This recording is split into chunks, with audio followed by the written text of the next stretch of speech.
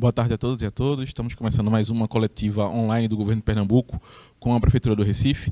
Hoje temos aqui a presença do secretário de Estado de Saúde do Estado, André Longo, secretário de Saúde do Recife, Jailson Correia, e do nosso médico, doutor Demétrios Montenegro. Doutor André Longo vai começar uma explicação e a apresentação do boletim de hoje. Bom, boa tarde a todas, boa tarde a todos. Saudar o doutor Jailson, saudar o doutor Demétrios.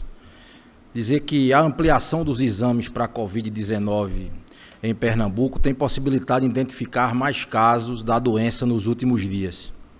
Nas últimas análises realizadas, 154 foram positivas para o novo coronavírus. Desse total, 100 foram processadas no LACEN-PE, 48 em serviço contratualizado pelo Estado e 6 por outros laboratórios privados. Com isso, totalizamos 555 casos confirmados da Covid-19 em Pernambuco. Desses casos, 246 estão em isolamento domiciliar, 209 estão internados, sendo 29 em regime de terapia intensiva e 180 em leitos de enfermaria. Além disso, agora são 49 pacientes recuperados, 17 a mais do que tínhamos no boletim de ontem. Infelizmente, foram confirmados mais 10 óbitos pela Covid-19 em pacientes que morreram entre os dias 5 e 7 de abril. Eles tinham idades entre 49 e 93 anos, sendo 4 mulheres e 6 homens. Atualmente, os óbitos somam 56 pelo coronavírus em Pernambuco. Diante desses dados, reforço o apelo feito pelo governador Paulo Câmara na manhã de hoje. Com esse grande aumento no número de casos e mortes pela Covid-19, não viajem neste feriado de Páscoa. Fiquem em casa. O maior ato de solidariedade e respeito com todos à sua volta, inclusive com parentes que você tem no interior do estado, é ficar em casa. Utilize o telefone celular, faça videoconferência, evite se deslocar. A gente sabe que o vírus está circulando mais aqui na nossa capital e você deve evitar ser um agente de transmissão viajando para o interior do estado. Precisamos intensificar esse isolamento social. Este é um apelo não só meu, mas de todos os especialistas ao redor do mundo. Gostaria de encerrar esta fala inicial agradecendo penhoradamente, agradecendo muito a todos os profissionais que atuam no LAFEP. Até hoje, o Laboratório Farmacêutico de Pernambuco já produziu 7,5 toneladas de álcool em gel que estão sendo enviadas para as unidades de nossa rede de saúde. É importante ressaltar que, para viabilizar esta produção, que está ajudando a garantir a segurança dos profissionais que estão na linha de frente, o LAFEP teve de adaptar toda a sua linha de produção. Em tempo recorde, graças ao empenho de toda a equipe, em pouco mais de 10 dias foi possível dotar a nossa rede pública da produção de álcool em gel, feito com os melhores padrões e com excelente qualidade. Muito obrigado a todos que fazem o LAFEP por estarem trabalhando com afinco para tornar isto possível e melhorar o desempenho de Pernambuco no enfrentamento à Covid-19. Nesse momento, eu passo a doutor Jailson Correia para fazer suas considerações iniciais. Muito boa tarde a todos e a todas. Boa tarde, doutor André Longo. Boa tarde, doutor Demétrios. Nós estamos aqui, como eu tenho feito, um breve resumo das notícias do dia, um pouco do que foi dito pela manhã na coletiva com o prefeito Geraldo Júlio, mais para contextualizar. O prefeito Geraldo Júlio fez um pronunciamento preocupado também, doutor André, com a Páscoa e esse apelo que foi feito aqui pelo secretário estadual, pelo governador Paulo Câmara, também reverberado pelo prefeito Geraldo Júlio, no sentido de que as pessoas na Páscoa fiquem em casa e que o melhor gesto de afeto é exatamente esse, ficar em casa. Hoje nós tivemos a oportunidade, junto com o prefeito Geraldo Júlio, de entregar mais 38 leitos lá na Policlínica Mauri Coutinho. Portanto, agora nós temos 3 estruturas anexas às policlínicas já existentes, 3 estruturas de hospital de campanha, totalizando, doutor André, 186 leitos que já estão prontos, sendo 36 leitos destes com respirador, 31 de UTI, com todos os equipamentos de UTI, mais também as salas vermelhas de estabilização que podem ajudar a manter viável, vivo os pacientes enquanto aguardam transferência para a UTI. Esse esforço da Prefeitura do Recife, hoje já temos dos leitos de UTI, por exemplo, 74% de ocupação. Então, rapidamente, nós percebemos que esses leitos já começam a fazer diferença, já ajudam a salvar vidas. Também, muito rapidamente aqui, fazer um balanço. O aplicativo Atende em Casa, uma iniciativa conjunta da Secretaria da Prefeitura do Recife e do Governo do Estado, já soma cerca de 9.000 atendimentos, cadastros, e cerca de 2.000 pessoas tiveram a oportunidade de fazer a videochamada e o contato com o profissional de saúde, sendo então orientado. Hoje, a partir de hoje, os profissionais de saúde do Recife recebem o Aprenda em Todo Lugar, que é uma iniciativa de treinamento para os profissionais de saúde, com um vídeo que vai falar prioritariamente da questão do uso adequado dos EPIs, dos equipamentos de proteção individual, já que a gente sabe que os EPIs precisam ser bem usados, de acordo com a técnica adequada, para não se transformarem até numa fonte de infecção. E por fim, só para fazer um breve registro de um balanço das atividades de desinfecção química que o Recife vem fazendo, que é com o uso de cerca de 150 agentes de saúde ambiental, que aplicam lá o desinfetante químico nas unidades de saúde, mais de 200 unidades de saúde, incluindo aqui as unidades de referência do Estado, como o Hospital Oswaldo Cruz, além de 250 paradas de ônibus e vias de grande circulação da nossa cidade. Então, acho que breves palavras de introdução, para depois ficar à disposição para qualquer pergunta. Doutor Demétrios, para suas considerações iniciais, para a gente passar as perguntas. Boa tarde, secretário André Longo, secretário Jailson, boa tarde a todos e a todas. Só reiterar um pouco o que a gente sempre fala nas coletivas, né? Eu acho que nunca é demais apertar sempre a mesma tecla do isolamento social. Já passamos um mês do enfrentamento real dessa epidemia, porque temos até mais tempo, mas até então eram só casos suspeitos, mas um mês do primeiro caso confirmado. Não sabemos ainda até que nível de número de casos vamos chegar, mas quanto mais mantermos isolado, menor vai ser o dano causado às pessoas.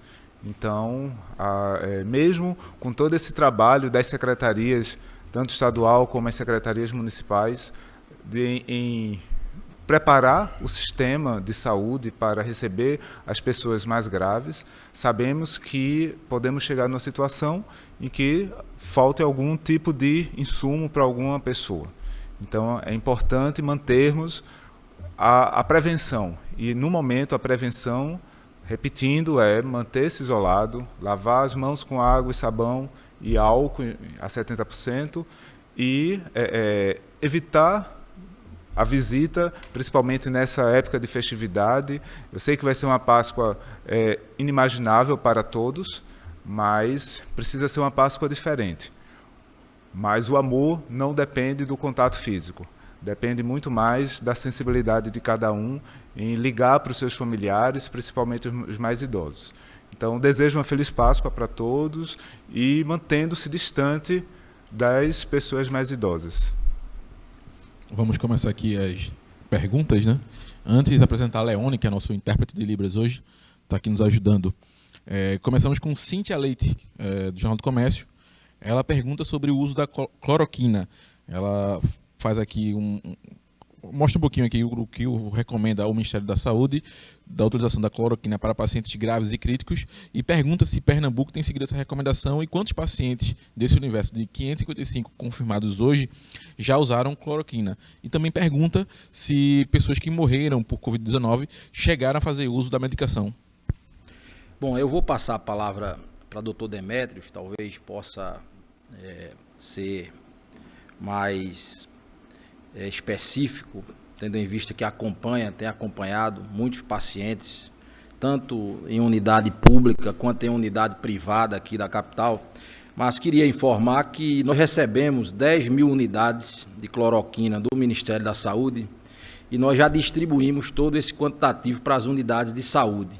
Há uma expectativa, né, de que nós possamos receber mais hidroxicloroquina e há uma pergunta, né, que foi feita recentemente aqui, se o nosso LAFEP teria condições de fazer a produção da hidroxicloroquina. Nós fizemos ver ao Ministério da Saúde que é possível até que o LAFEP possa produzir hidroxicloroquina, desde que seja feita a transferência de tecnologia, né, para o LAFEP, e isso precisará demandar algum tempo, mas nós estamos seguindo, em princípio, né, as recomendações, né, do Ministério da Saúde. Sabemos que o Hospital Universitário Oswaldo Cruz vai fazer parte de um projeto de pesquisa específico também sobre essa questão. O Dr. Demétrios poderá complementar melhor essa resposta. Bom, secretário, esse é o grande problema hoje em relação à discórdia entre os médicos e pontos de vista diferentes. Então, essa pergunta, Cíntia, foi muito bem colocada, em que temos algumas pessoas que defendem com unhas e dentes a utilização da cloroquina, independente do estado crítico ou não de saúde da pessoa, que todo mundo deve usar. Inclusive, eu já recebi até notícias de uso profilático de cloroquina. Então, precisa ter muito cuidado com o uso dessas medicações. Na verdade, os trabalhos que foram feitos em cima da utilização dessas medicações foi basicamente trabalhos em pessoas com um estado de gravidade maior. Então, não se tem, do ponto de vista científico, um fundamento real de ser utilizado em qualquer pessoa, em qualquer grau de situação em relação à gravidade da doença. Inclusive, existem algumas orientações internacionais que antes orientava a utilização e depois já voltou atrás e já retirou do seu protocolo, como é o exemplo do CDC. Então, existe realmente muita dúvida em relação ao uso dessa medicação nos pacientes com Covid. No entanto, o Hospital Oswaldo Cruz, assim como outros hospitais, segue a recomendação do Ministério da Saúde em utilização em pacientes realmente mais graves. Porém, lógico, como é uma medicação que qualquer médico pode prescrever, então tem algumas pessoas, sabe-se que alguns serviços se utilizam independente dessa recomendação do Ministério da Saúde. Como o secretário André falou, a Organização Mundial de Saúde está fazendo um estudo multicêntrico. O que quer dizer isso? É um estudo realizado em várias unidades que fazem o acompanhamento de pessoas com Covid no mundo. Aqui no Brasil, quem vai coordenar esse estudo é a Fiocruz, no Rio de Janeiro, a Fundação Oswaldo Cruz, e em Recife, o Oswaldo Cruz será um dos participantes. Então, esse estudo é extremamente importante, porque a ideia é justamente acabar um pouco e se ter uma certeza se a cloroquina vai realmente ser diferente na evolução de um paciente com Covid, se vai ter diferença em relação ao paciente grave ou um paciente com sintomas mais leves, se isso realmente vai estar indicado. Inclusive, não só a cloroquina, mas nesse estudo pode ser utilizadas outras medicações, como a exemplo do que aconteceu na China, a utilização do Lopinavir, que é uma medicação que é utilizada para pessoas que têm o vírus do HIV, que convivem com o vírus do HIV. Então, serão alguns braços, incluindo não só a cloroquina, mas como outras medicações, outros antivirais também. No entanto, completando aqui a sua pergunta, em relação ao quantitativo de pessoas que já utilizaram aqui em Recife, realmente não temos como dizer, porque como o atendimento é muito multicêntrico, né? Você vai ter vários hospitais utilizando, cada hospital criou o seu protocolo de utilização, então eu não tenho como te dizer. Porém, eu sei de alguns casos que utilizaram e que foram a óbito, assim como outros casos que utilizaram e não foram a óbito. Mas o quantitativo é muito pequeno para se chegar a uma conclusão de que se realmente tem um efeito ou não tem um efeito. Então, não dá ainda para tirar nenhuma conclusão do que vimos na prática em relação ao uso da cloroquina. Objetivando, está sendo utilizado nos casos graves, como recomenda o Ministério da Saúde. O doutor Jailson pediu para fazer uma consideração. Eu queria apenas dizer que nos últimos dias tivemos também notícias, doutor Demétrios, de outras medicações que, a partir de uma publicação que sai na imprensa, no outro lado do mundo, na Austrália, alguma coisa sobre o antiparasitário que poderia ter um efeito chamado in vitro, ou seja, numa placa de estudo de laboratório, portanto, muito distante de qualquer confirmação de uso para seres humanos de forma segura e de forma já causando uma febre e uma procura desesperada por esses medicamentos. Então, enquanto há divergências sobre protocolos de medicamentos, a nossa preocupação é muito de que se desvie a atenção, doutor André, do problema principal. O que se sabe? Enquanto há muitas dúvidas sobre medicamentos, quais são os medicamentos melhores, quais são os melhores momentos de usar esses medicamentos, se sabe que nenhum deles é a solução para tudo. Isso já existe uma boa evidência científica.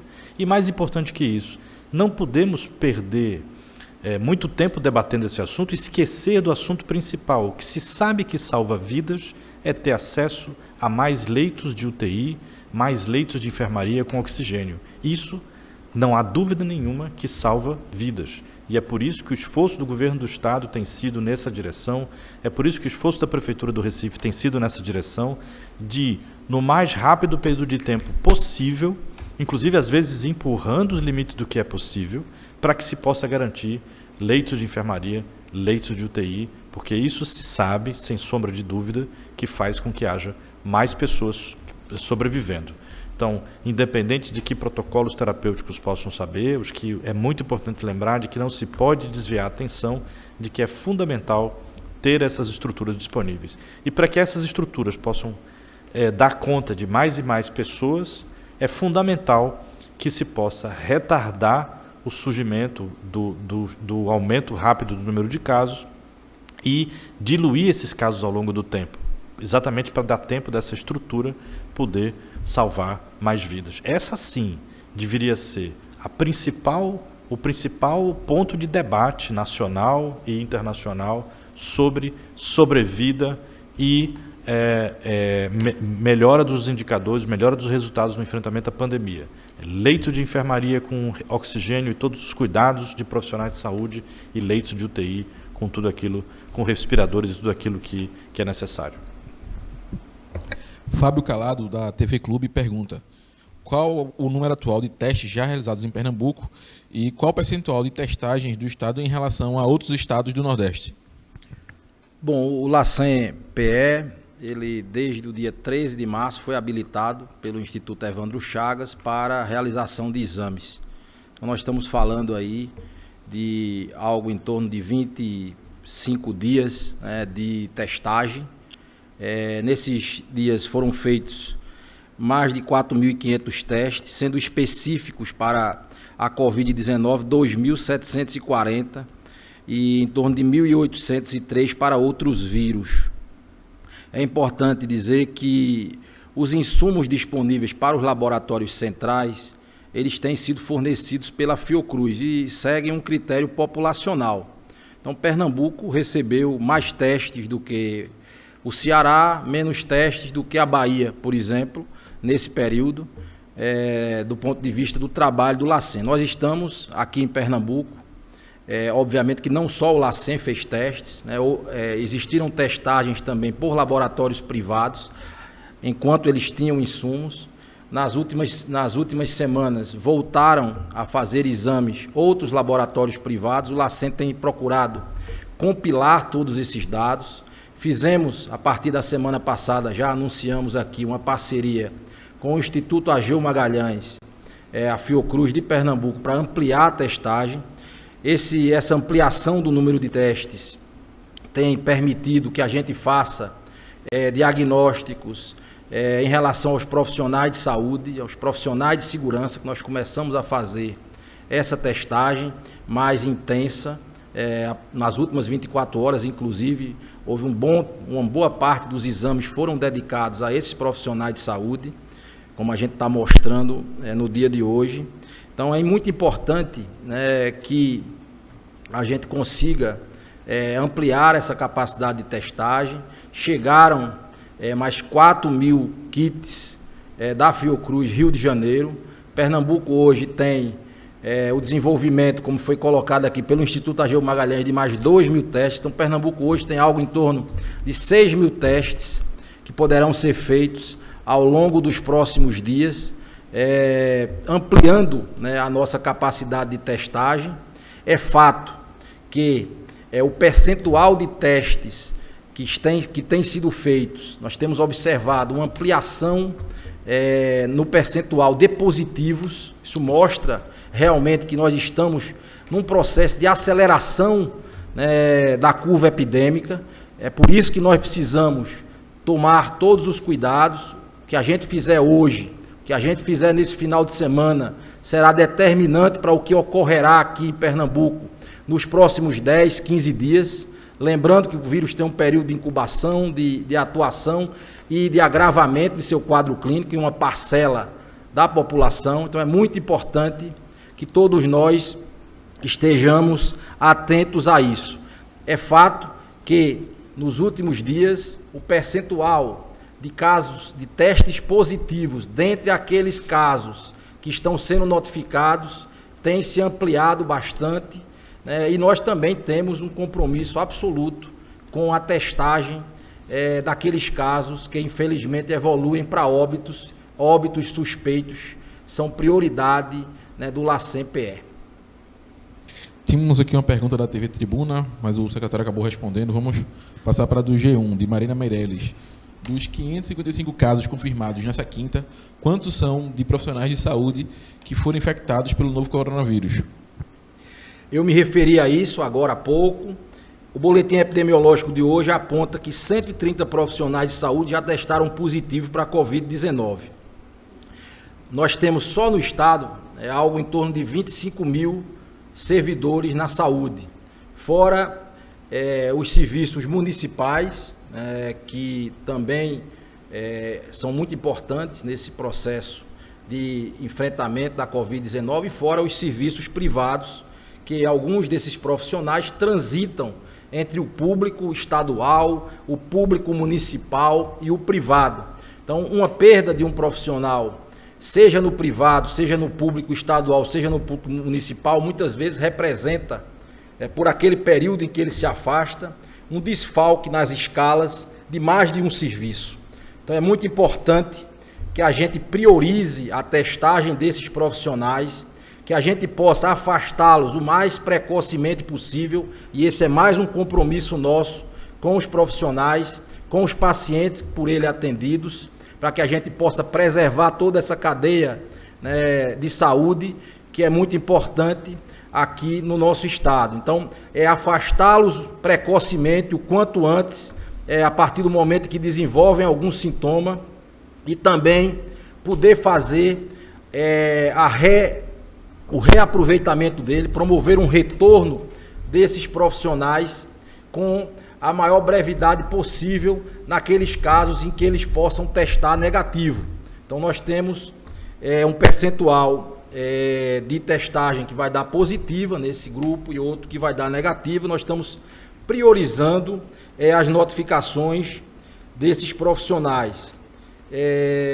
Também estamos preocupados, e Pernambuco foi pioneiro, né, no desenvolvimento de um protocolo, de uma nota técnica e de uma portaria que fala sobre o afastamento profissional e a testagem profissional.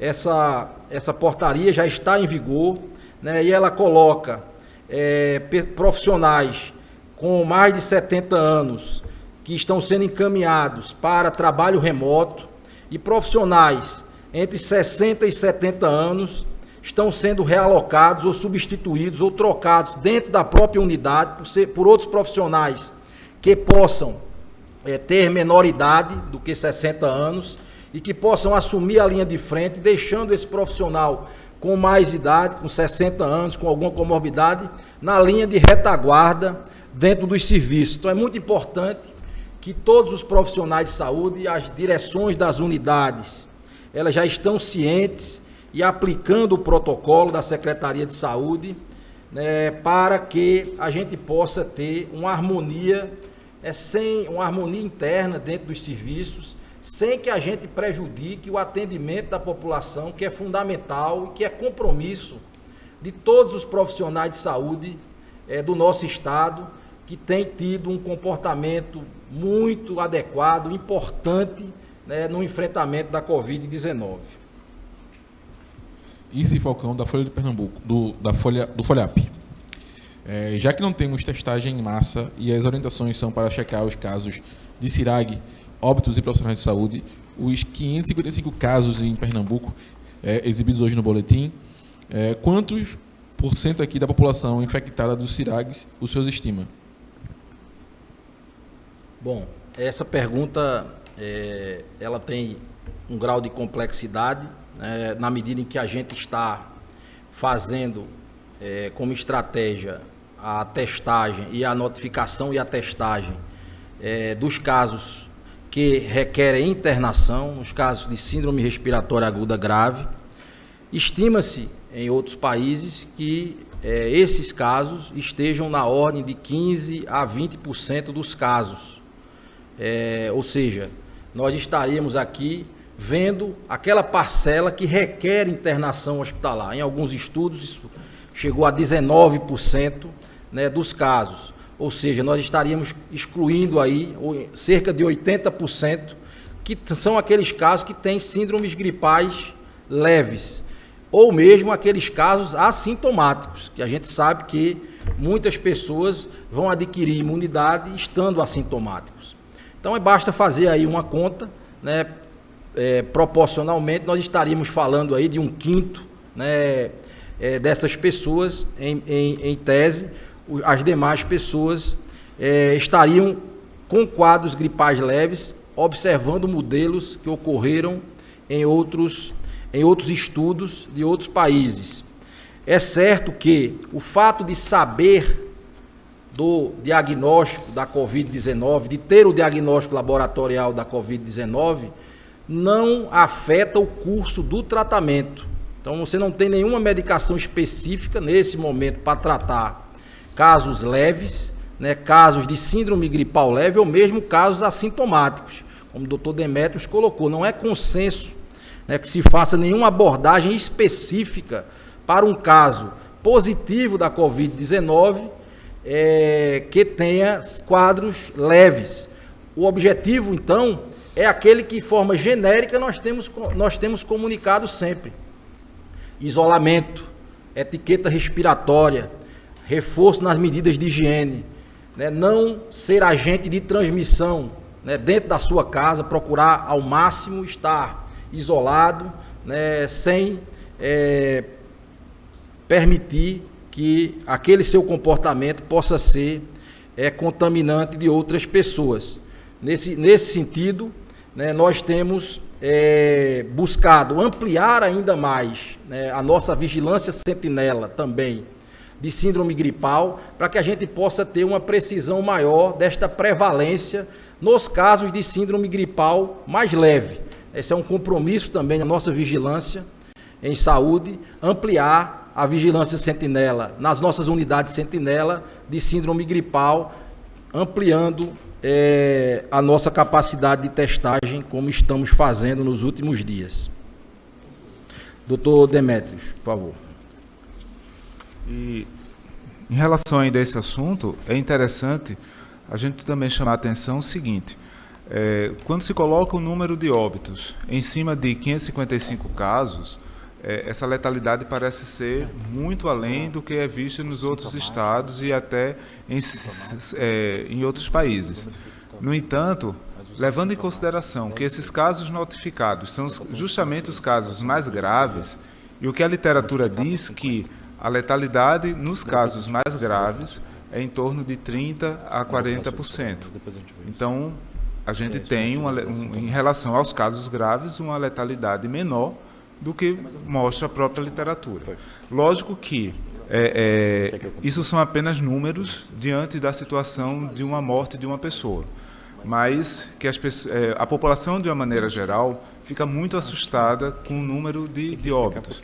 Então é só chamando a atenção que, se realmente tivéssemos testagem para todos os casos, então essa letalidade de 55 certamente seria muito menor do que a gente mostrando apenas a situação dos casos mais graves. Bom, o doutor Jailson estava colocando aqui que a conta tem que ser feita a partir também, ele quer fazer um complemento em relação aos assintomáticos, que eu acho que não ficou muito claro quando eu falei, eu estava me referindo aos sintomáticos. O doutor Jailson quer fazer um complemento em relação a assintomáticos. O doutor André foi muito preciso na descrição daquilo que se estima, né? Na hora que, por isso que essa estratégia de testagem é uma estratégia adequada. Olhar o espectro mais grave da doença, do síndrome respiratória aguda grave, e como o doutor André falou, cada vez mais, entre as pessoas com síndrome respiratória aguda grave, tem tido casos positivos, né? Essa proporção tem aumentado, é um indicador que a circulação do vírus está acontecendo. Mas olhar para esse quadro é a estratégia adequada para a gente poder inferir o que está acontecendo na comunidade, né? Porque se sabe dos estudos nos outros países que cerca de 19%, 20%, como o doutor André colocou, 15% a 20%, são pacientes que precisam internar entre aqueles que são sintomáticos, né? O único complemento que eu gostaria de fazer é que 80% das pessoas, na verdade, são assintomáticas. Então, essas pessoas, para a gente ter uma ideia do quanto o vírus está circulando no nosso estado, é saber disso, que nós estamos enxergando aqui com a lupa os casos mais graves, inferindo que 5, 10 vezes mais pessoas sintomáticas tenham circulação do vírus, mas tem aí um grande quantitativo de pessoas assintomáticas que também estão na nossa cidade e no nosso estado. Por isso que é tão importante, né, quando há transmissão comunitária, de novo, reforço o conceito do isolamento, do distanciamento social, porque ninguém pode ter a certeza de que se naquele momento está ou não com o vírus ou transmitindo o vírus. Por isso que todo mundo tem que ficar em casa, a menos, e com todos os cuidados, as pessoas que estão nos trabalhos essenciais. Adriana Vitor, da TV Jornal, pergunta se Pernambuco vai ter barreiras sanitárias coordenadas pelo governo para evitar a circulação de pessoas entre cidades no feriado da Páscoa. Não, Pernambuco não vai ter barreira sanitária. Está desligado. Pernambuco não vai ter barreiras sanitárias coordenadas pelo governo do estado. A nossa recomendação é que as pessoas não viajem no feriado. Fábio Guibo, da Folha de Pernambuco. Com a disseminação de uso de máscaras pela população, elas estão sendo descartadas muitas vezes no lixo. Há algum risco nisso?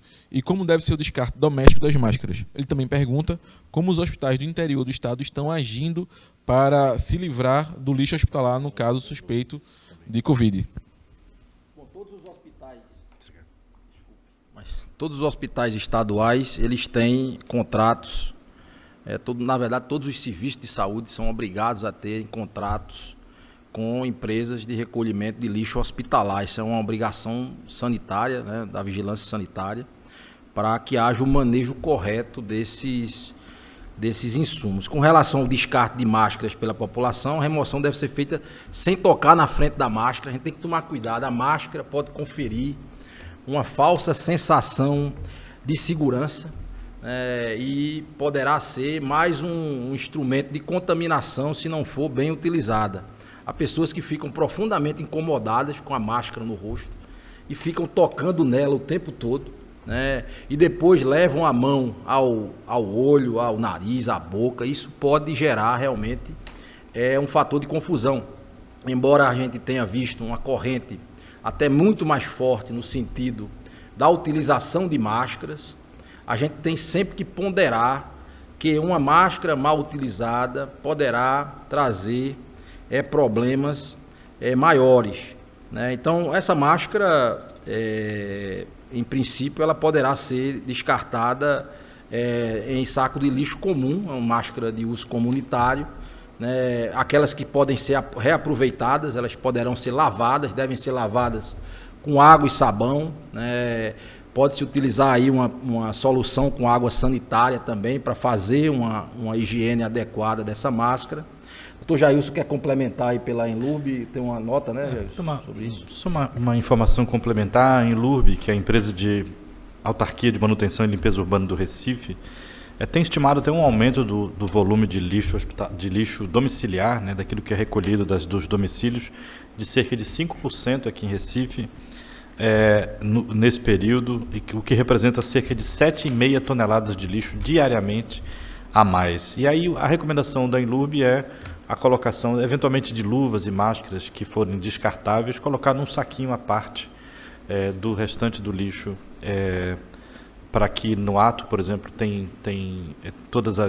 os trabalhos são feitos com as cooperativas de catadores, para que não haja contaminação, como o doutor André falou, colocar num saquinho de lixo comum, mas separado do restante do lixo domiciliar. É uma boa medida, sem dúvida nenhuma.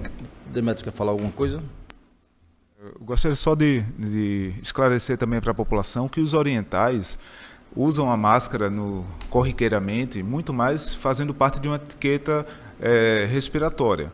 Então, quem está doente, com a gripe, com resfriado, antes mesmo dessa história do coronavírus, já saía de casa com máscara para evitar a transmissão para outra pessoa, não é para se proteger.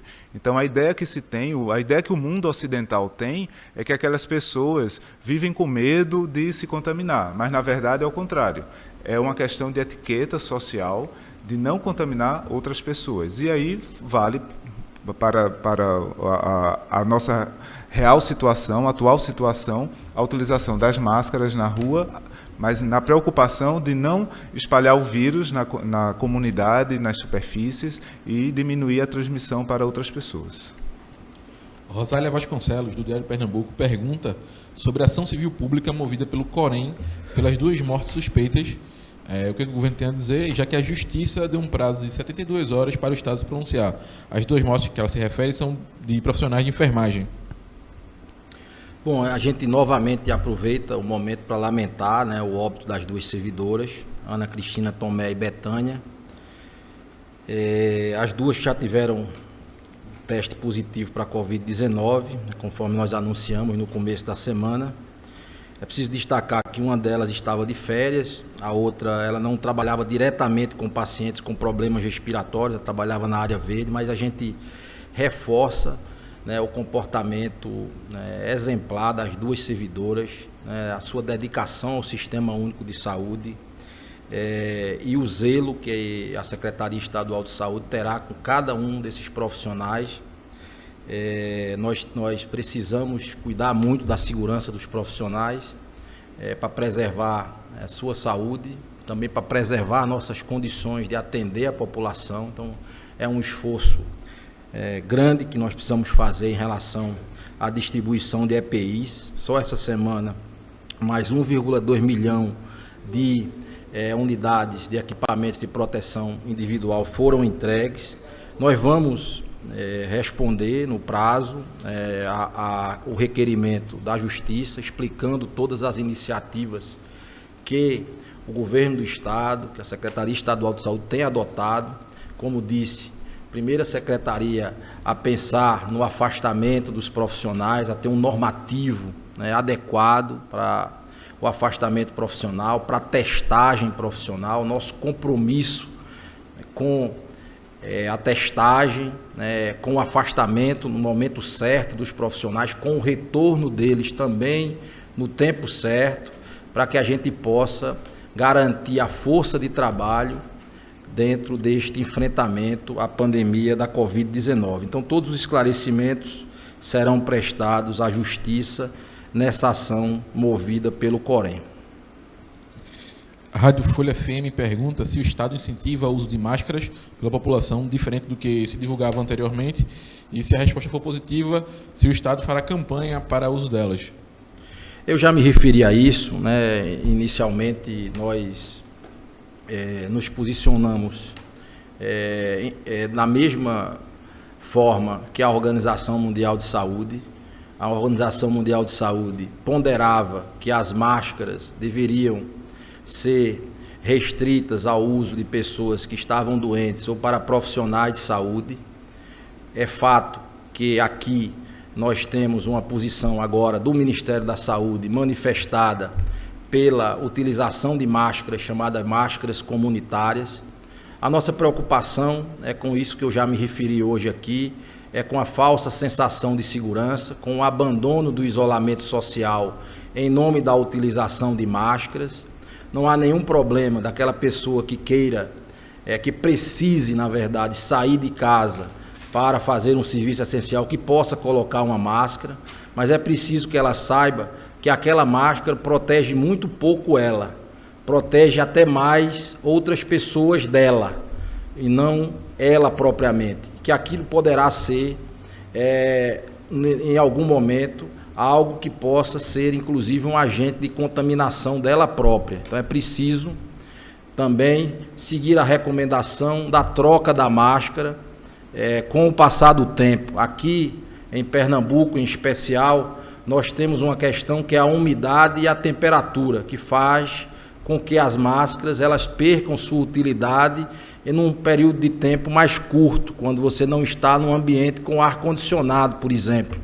Então essas máscaras teriam que ser trocadas várias vezes ao dia, mesmo as máscaras comunitárias.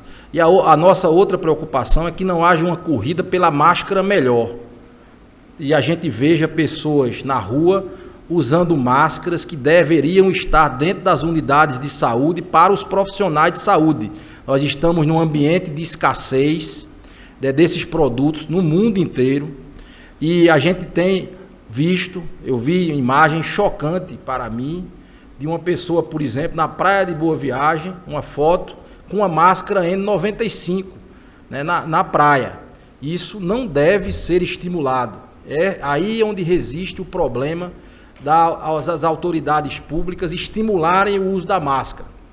Poder haver uma corrida pela utilização da máscara mais potente, da melhor máscara, de forma indiscriminada. Então nós fazemos um apelo para que a pessoa que vai usar máscara de forma comunitária não faça a competição com as máscaras que devem estar reservadas para os profissionais de saúde nas unidades públicas e nas unidades privadas.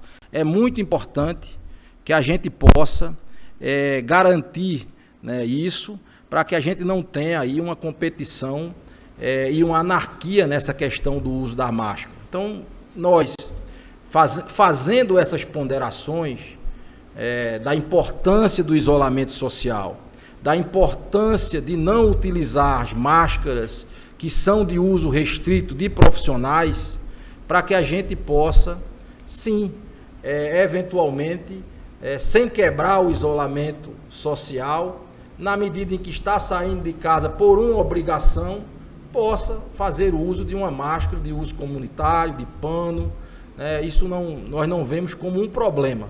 Problema será se nós passarmos a quebrar o isolamento social e a utilizar máscaras de uso restrito do ambiente hospitalar. Carlos Madeiro, do UOL, pergunta se há registro entre mortos ou suspeitas de investigação de pessoas que faleceram em casa e relutaram em buscar ajuda no hospital.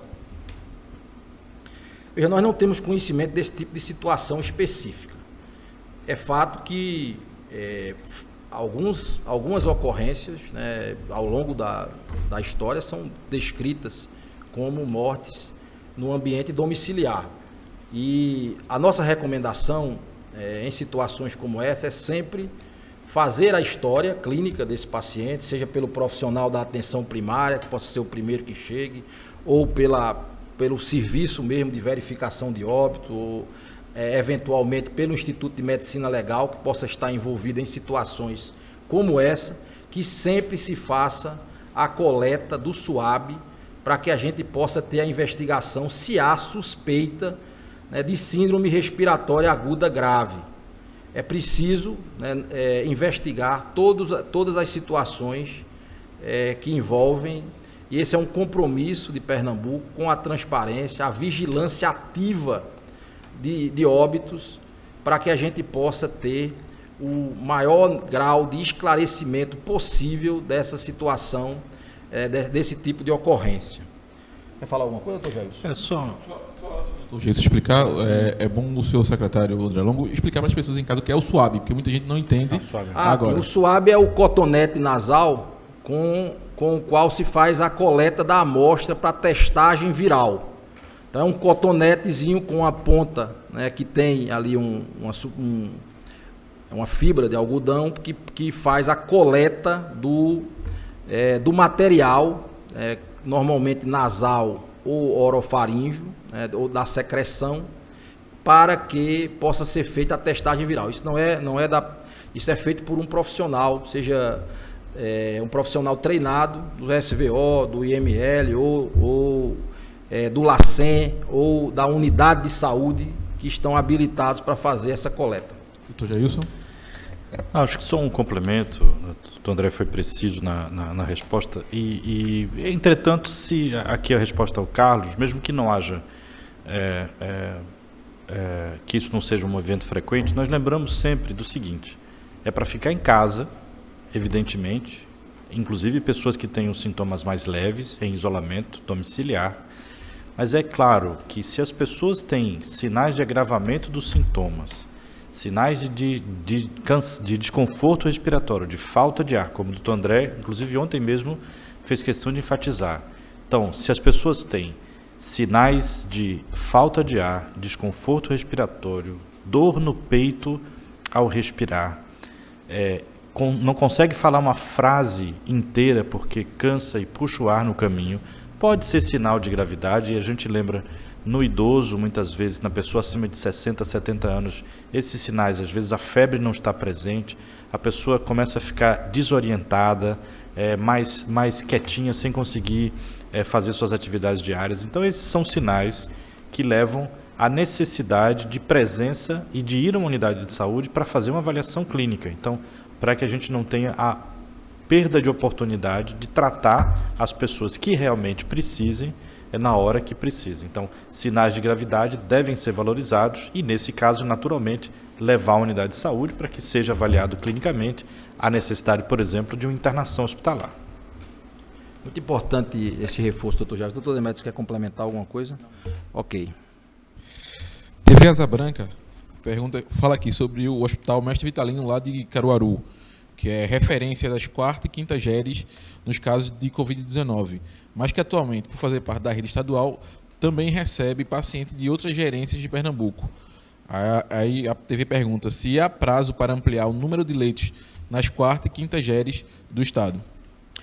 Bom, nós temos um plano de contingência que prevê a ampliação de leitos em todas as 4 macro-regiões do Estado. Nós estamos aí falando, a TV Asa Branca pergunta sobre a nossa 2ª macro-região do Estado, que compõe as 4ª e 5ª GERES, cujas sedes são Caruaru e Garanhuns.